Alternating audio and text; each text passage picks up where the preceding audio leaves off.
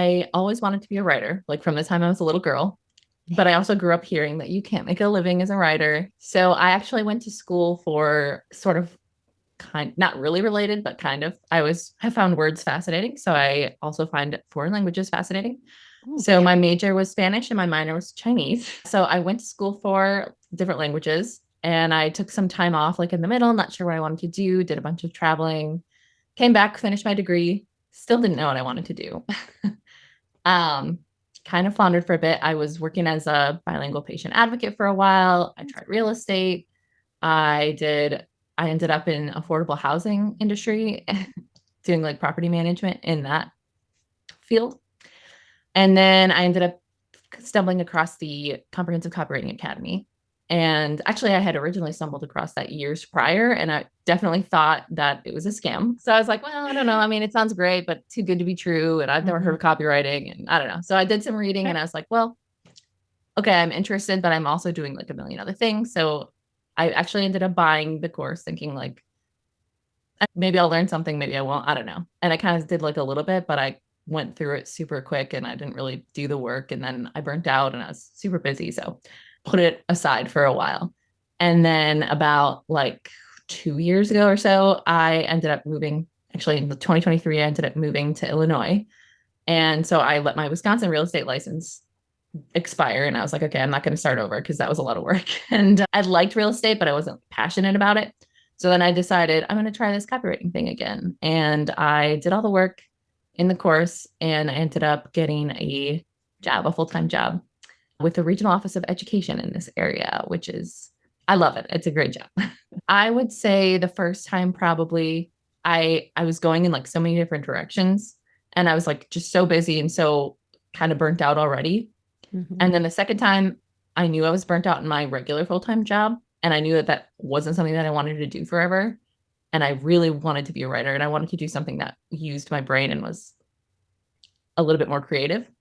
I finally was like, okay, I really need to do this and I need to put in the work. And I did. And I went through the course a lot more slowly. And I actually took the time to absorb things and took notes and actually did all the exercises and built my portfolio and did the website and all the work. I just had to be in like that mental space to decide that I wanted it, you know?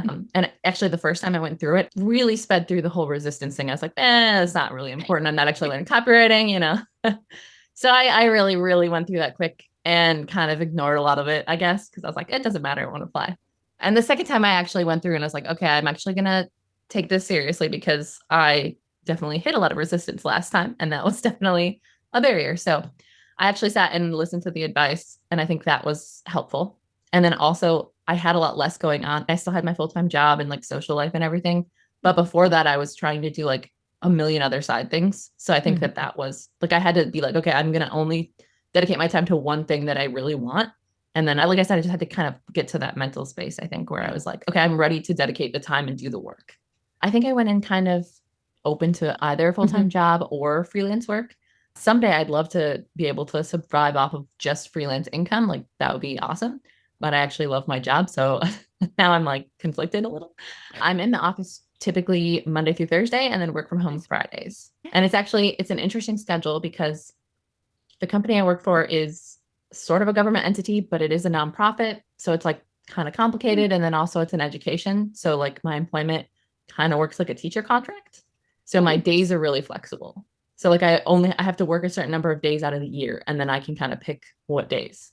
So it's really cool. I do everything from like social media ads to social media content to flyers to creating graphics and Canva, thumbnails. We do all kinds of things. We write email newsletters. That's a big one. And then our biggest, most recent project was we actually redid our entire website, which is like, I can't think of exactly how many pages. I want to say, I know it's over 50 pages. It was a lot of copy. It took like months and months of work, but it was really fun. And I loved it. We're very proud of the website that we've created. I've been there almost a year now. I have learned so much. So I would say my confidence has definitely grown immeasurably.